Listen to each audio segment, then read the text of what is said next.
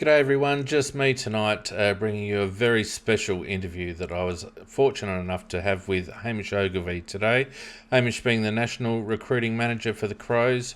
We had a good chat about the wash-up of the draft for the Crows. We talked about the process and the strategies and a little bit of insight there from Hamish, which was great. And we also had a bit of a chat about the players that ended up on the Crows list. It's audio only, unfortunately, but that's okay. I'm sure you'll sit back and enjoy it. So I'm going to shut up and let's listen to Hamish. This morning, and we're very grateful for his time, is Adelaide Recruiting Manager, Hamish Ogilvie. How are you going, Hamish? Morning, Rob. I'm going well, mate.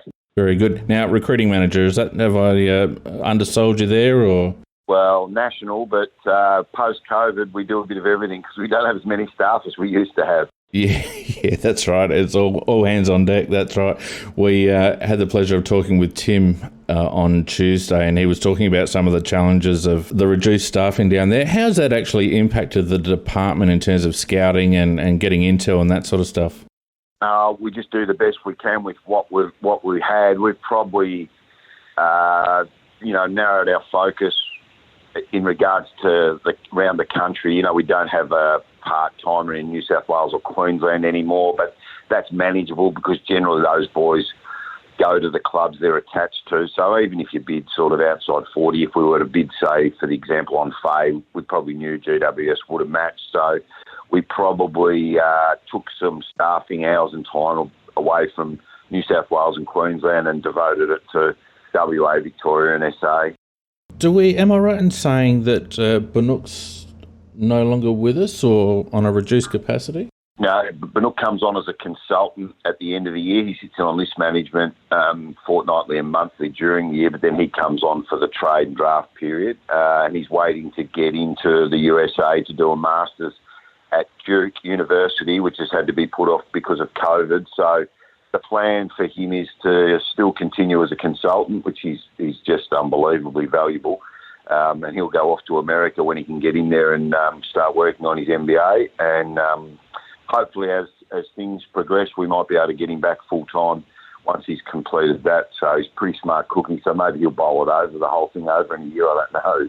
Just smash it out, yeah. And how valuable, his role has been in place, I guess, for a couple of years now, and it struck me as something that was a little bit of a new approach in AFL circles. Would that be fair to say, and has it been valuable to really sort of be more data-driven in that space? Well, certainly the work that BK and Dean have done over the year. Dean's our analyst on data. We probably were a leader in that area, going back to when Dave Noble was GM of footy and list manager. We started to implement the use of data and analytics. So, it's been a very valuable checking tool. And you'll see, if you watch the coverage on draft night, you'll see Dean in the corner. The boys are pumping out numbers and producing. They've got a system that manages future picks and the draft picks and alters the picks as we go along on draft night. So their valuations and how they rate and rank and how the computer algorithms process all their numbers has been super valuable. So we think we're a leader in that area. Look, it's not the be-all and end-all, and the footy and watching them play is the most important thing, but that puts some context around it all, and this is a really valuable checking mechanism for us. So those guys have some strength in data and analytics that I don't have. So we work together and we crunch it all and put it all together, and we're still looking for the perfect system, so we keep working on it. Yeah, how many times have you watched Moneyball? Once or twice. Draft day gets a bit of a run. A few quotes and clips from Kevin Costner just before the draft. We have a bit of a laugh. And the boys watch a bit of that before the draft. But Moneyball's probably long gone. We're probably past that and added to the systems that the Oakland A's devised many years ago. Yeah, and I guess just following on from that then, given the reduced seasons over the last couple of years with COVID, I suppose the amount of data available, just in terms of statistics, has been a little bit limited. Would that be right? Yeah, because Champion Data obviously were hit by COVID as well, so their staffing numbers reduced and some of the volume of information they give us has decreased a little bit. But we've had no national champs is the one, because we get really, really good data, head-to-head, time on ground, and so forth from national championships. But without a national championships, there's a big piece of data that we can't crunch because we didn't get it. And for example, the Vic Metro game this year wasn't classified as a full nationals game, so we got stats on that game, but not the comprehensive data we usually get from national championships. So it was a little bit decreased. We got plenty of data from WA and SA during the year and the NAB League games that took place early in the year. So we had enough, but it wasn't as comprehensive as it usually is. I noticed when I was just trying to dig up some stats just on the surface, the WA boys' stats were impossible to find, so it has been a little bit reduced. In our discussion with Tim the other day, he mentioned that some of the projections go back to the under-16s nationals, and I guess my question is, I understand you'll be tracking a lot of these boys, from a long way out, but how much weight do you put on those earlier championships, given that the boys are still developing at that age? Well, we had to put more on it this year because we didn't have the volume of games that we've had in past years. It's a pretty good form line. I mean, you can even go back to the under-12 primary school national championships, and if you look at, for example, this year's draft, a lot of those boys are actually in the Victorian under-12 team now. Yeah. Sometimes we might go and watch it under-12 and under-15 schoolboys just for a little bit of interest, but generally there's a good chunk of players that actually come through from that under-12 team. So I think we had, even on our list, Sam Berry played in that. I was surprised that Taylor and Saligo didn't play in it, but there was Finn Callahan played in it from this year's draft. I'm just looking up at our board, some of the other boys. There's been a lot of players that have played the under-12s and under-15s along the way. Yeah. So the 16s was important this year, particularly because we missed, sort of 10 or so games of NAB League this year, and then last year there was no footy in Victoria, so we had to go back to it more than ever. I mean, if you go back to, say, Jake Lever, his projection from the 16s carried pretty true. So it's been a pretty good form line. Generally, it's a good way to forecast the strength of the draft a couple of years ahead. So, and we went back to it and watched the vision and crunched the numbers more so this year than in the past. So it's a good form line. Let's kind of go, if we can, just quickly through the specific players that we drafted. And obviously, young Josh Rochelle at number 4/6 looks a bit of a live wire. Was he on our radar a long way out? Yeah, he was. I mean, he was. You can make a case he was the best player at the 16 Nationals, and that championship contained Jason Horne-Francis. Matty Roberts was in it. Wanganeen hadn't surfaced at that stage. Lad Rankin that got picked up late in the draft, he was a good player in the 16 Nationals. Sonsi was there. Zach Taylor and Saligo were there. So he'd been rated high up. He looked like a first rounder at the 16 Nationals. He won the medal as a mid. Didn't obviously play much in 2020. We actually saw a very early game. He played for Shep. Just a local practice game. We went up to watch another lad and he was playing in it. So we saw one or two games before COVID hit in 2020, and then obviously this year we pretty much saw every game he played. I even watched the school game during COVID that we weren't allowed into the ground, stood on the footpath, which was close enough, was as good a seat as you'd get anyway. Is that the one that got a bit willing? Yes, for Caulfield against Brighton. That's a pretty willing game. I think I said it was at Caulfield Ground. It was actually at Brighton Grammar. Stood on the footpath, watched him play that day, played mid and forward. So by that stage, that was sort of middle of the year, May, that he was well and truly on our radar. And pretty much, as the draft settled about 2 weeks out, he was always going to be our man. It was pretty predictable how the top few were going to go. So, yep, he was our man. Unless something went amiss and Gold Coast or one of the teams ahead of us picked him, we were pretty much always going to pick him at our selection. And I don't really want to, go through the what-ifs or whatever, but I guess the only two that might have slipped in ahead would have been Finn Callahan and, through some hand of God trade, Jason Horne-Francis. Is that a fair call? Yeah, that's pretty much. And we had to consider a plan. If Josh had got picked before us, we probably would have looked to slide back and maybe pick Wanganeen. But it was pretty clear it wasn't going to happen, and after the trade with North Melbourne didn't go, we were pretty much always going to pick Josh, and we're rapt to have him. He's got power, he's got real power. His speed comes from his balance and power 0 to 10, 0 to 5 around the contest, hit the ground. The soccer certainly has helped there.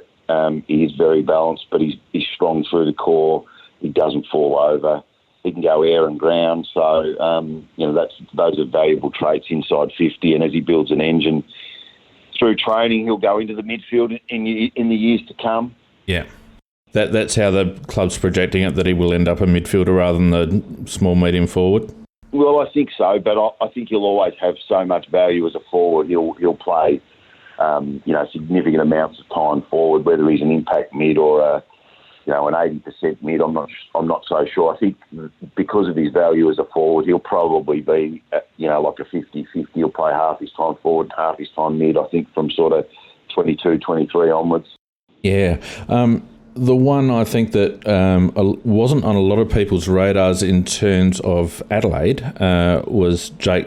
Now, you pronounce his name Saligo, is that right? Yeah, I say Saligo. Some people say Saligo, and Jake's never pulled me up on it. So right. We'll just call him Jake, eh? Yeah. He was projected around that pick, but not really mentioned in dispatches, in fandoms and all that sort of stuff with regards to our pick. But another really solid sort of engine room player. Yeah, look, Jake's real strength is through his gut running and just his super well-rounded game. So he was always on our radar. We considered him a fair way out. I mean, he was a prominent player at the 16s. And really didn't put a foot wrong this year. Like some of his performances for Eastern were outstanding. Didn't get as much time in the midfield for Vic Metro. Split a bit on the wing, a little bit forward. Played on the wing for Richmond VFL. But yeah, he was always on our radar. We thought he sort of would go somewhere from about pick 19. We really didn't expect him to get through to 33. We knew there was a lot of interest from those clubs in there, but fortunately he's through. So. He's just left foot, right foot, ball takes extremely clean, just a really, really smart, well-rounded player. So we were keen to get some more midfield depth in there. So we're really pleased to get him. He can play mid, half-back, forward, can play on the wing. A lot of mids, rotate through inside the contest and onto the wing now. So he can play all those spots, and his game's just super well-rounded. So he's not a raw kid that has to come in and be taught much craft. He can already go left and right. His ball takes really clean. He's a really good decision maker. So his game's really well rounded. So he was always going to be on our radar if he could get through to our pick. But we didn't really expect. We thought Richmond had some pretty strong interest. Yeah, and he's been really good mates with Sonsi along the way. So we thought maybe Richmond might have kept those two together, but. Sammy Banks probably helped us a bit there. Richmond picked Sam, and that probably allowed Jake to get through to us. And it strikes me as a bit of a Sam Berry in terms of almost like, not so much maybe in size, but certainly in terms of craft, almost ready to go. Yeah, well, he's not as big as Sam, and he's probably not as brutal inside the contest as Sam is, because Sam's got really good size for a 19-year-old kid. Yeah. He played 14, 15 games in his first year off no footy. As an 18-year-old was amazing. So who knows where he can get to with a couple more full pre-seasons. So Sam's probably a bit more brutal than inside. Jake's probably a real balance of 50-50 inside and out. Got a nice step. And the ability to go left and right, hand and foot, allows him to get out a bit, even though he's not blisteringly quick. Yeah. His power runnings, his game running's really good. So his GPS was really, really high. So he's a little bit different than Sam, so he should complement that midfield as they go forward.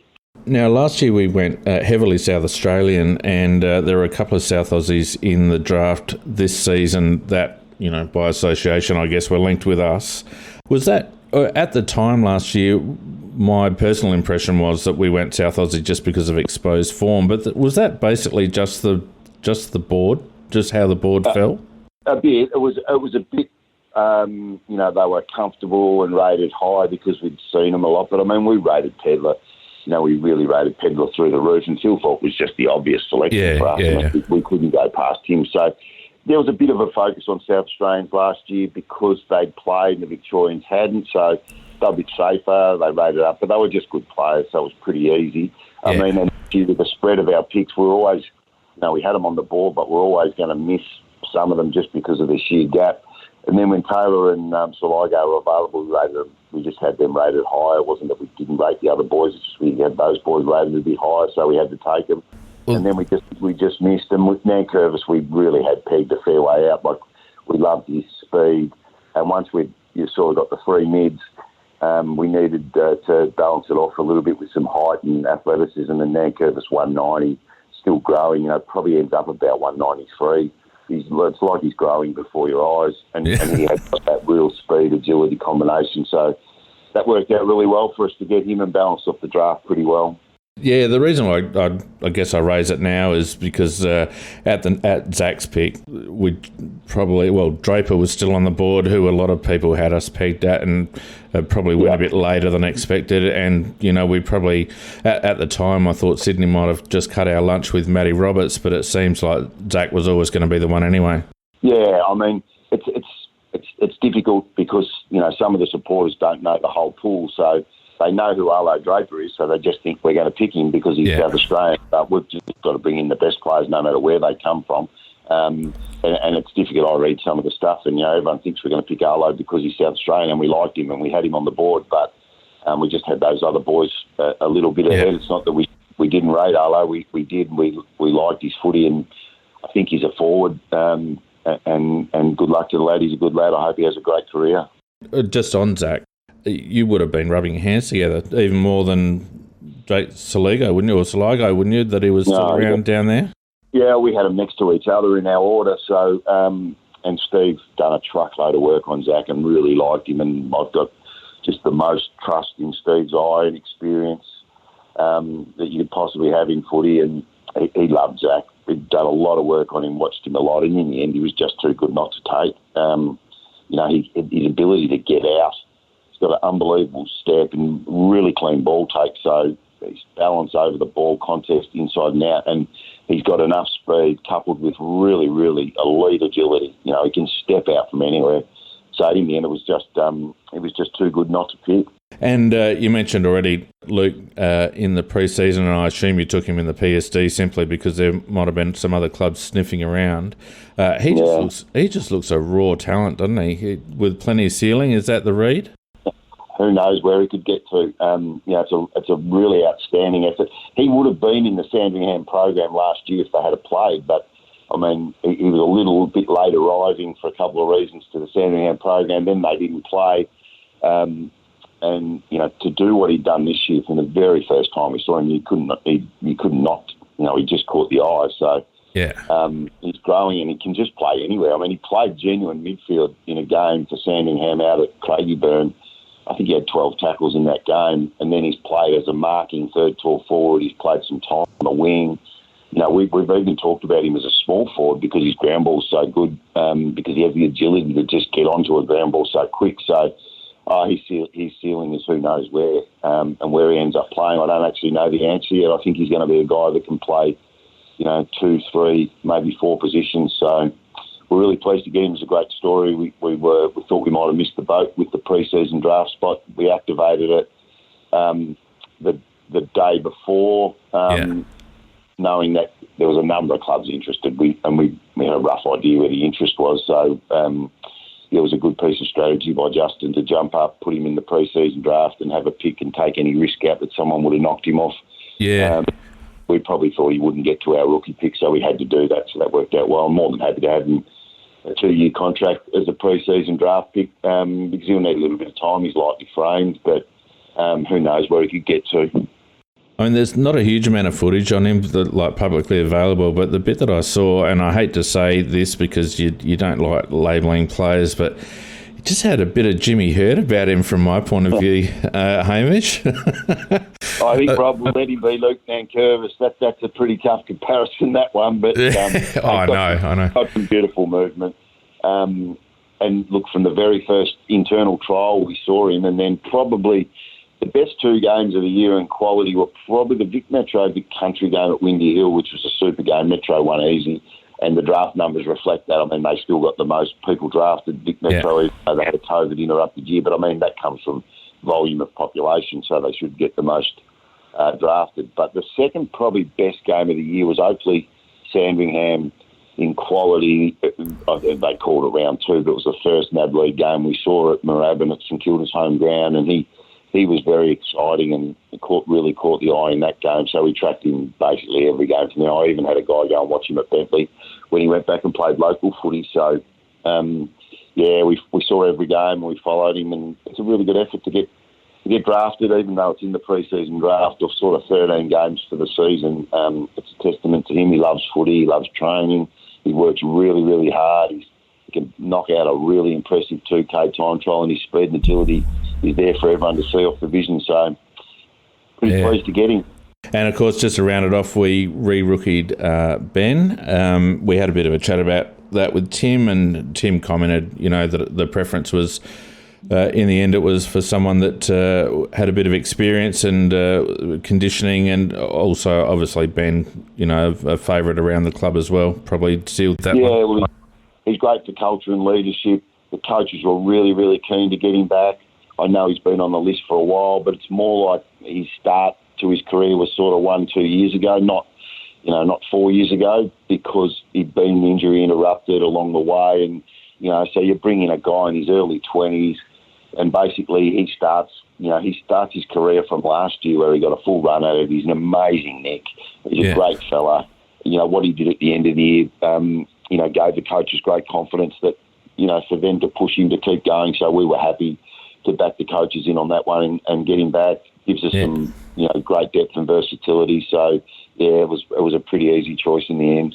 Yeah, well, he was able to show off his fantastic disposal towards the end of the year, and I reckon that might have opened a few people's eyes, because under pressure and in congestion, he was able to pinpoint passes really nicely, and you sort of think, oh, okay, you've got that string to your bow as well, Ben. So, well, he hadn't had a lot of time down back, and Jake Kelly leaving as a free agent.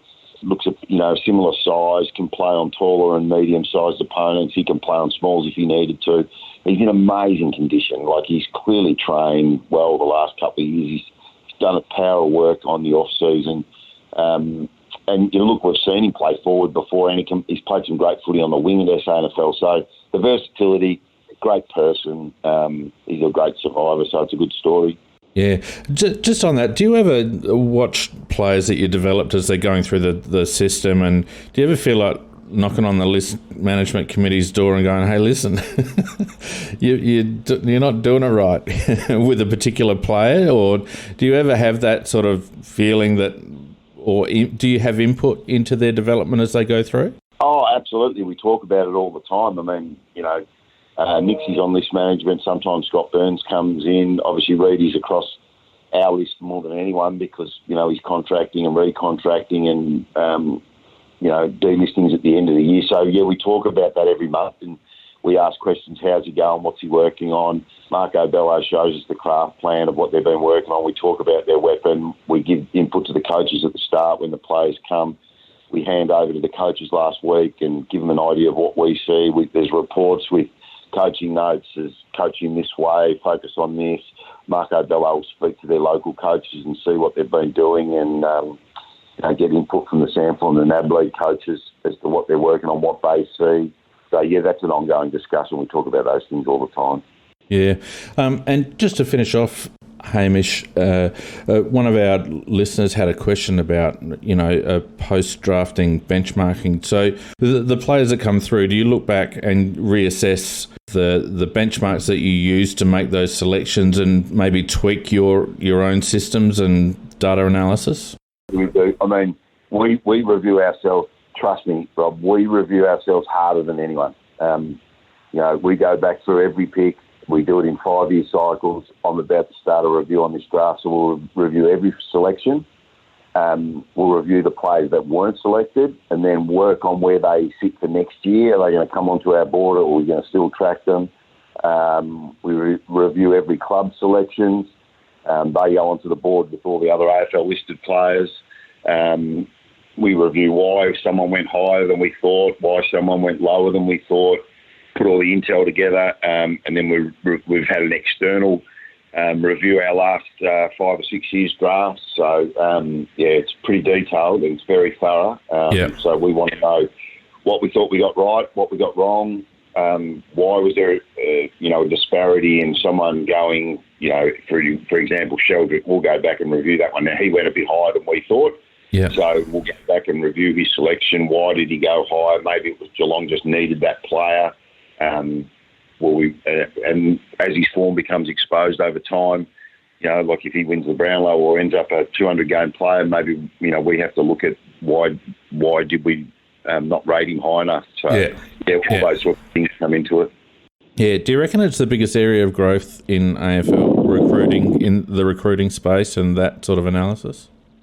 Oh, I think so. I mean, the data and analytics is an area of growth and an area that all clubs have got better in. Our review's been extensive as long as I've been here, and going back to when Matty and I were together, we used to review extensively, and we've modified the systems. We're going to implement a new review tool this year where we talk to the players that we drafted about our process along the way, what they like, what they not like. We've talked to the parents already about our interviews, what stood out to you, what could we have asked better, was there something that was missing? So, that part has been extensive. The part we'll probably add to is getting the players' input now. I'll devise a survey. We might be able to glean a little bit of intel now, the boys that we've drafted, what they dealt with other clubs, what did other clubs ask, what some of the processes and systems that other clubs use. So, we start that from today. I'm about to go in with Justin, and we'll start the review of the draft now. Hamish, you're a legend of the club. You've been around for ages. You've seen the club go through ups and downs, and it feels like a bit of an upswing at the moment. And from my point of view, the engagement that the club's offered us and your generosity with your time today is greatly appreciated. So all the best over the next few weeks, and all the best over Christmas. And here's to a successful 22, eh? Thanks, Rob. I think our supporters are really going to enjoy watching these boys develop, along with the boys we brought in last year. They're really going to enjoy watching them, and just trust us. I'm telling you, you're gonna love Sligo and Taylor and Rochelle and Mancurvis. You're going to love watching them. You're going to really enjoy watching their progress. So, thanks, mate. Thanks for having me on. Fantastic, Hamish. Cheers, mate.